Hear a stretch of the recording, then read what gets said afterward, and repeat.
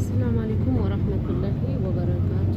ወደ ተመልካቾቼ እንዴት ናችሁ? ደህና ናችሁ? አልሐምዱሊላህ ደህና ነኝ። ይቅርታ ድምፅ ምናልባት ጽድት ያለ ላይሆን ይችላል። ወደ ስራ እየሄድኩ ስለሆነ ይቅርታ ጠይቃለሁ እና በዚህ አጋጣሚ ኢቃማ ሳኡዲ ውስጥ ያላችሁ ልጆች ኢቃማ የምትፈልጉ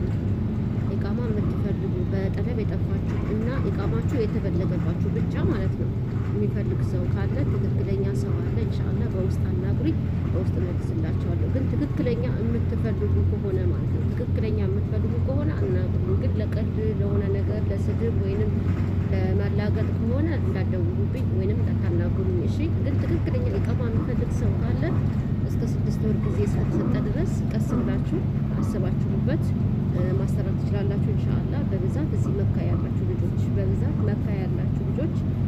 በውስጥ አናግሩኝ ኢንሻአላህ።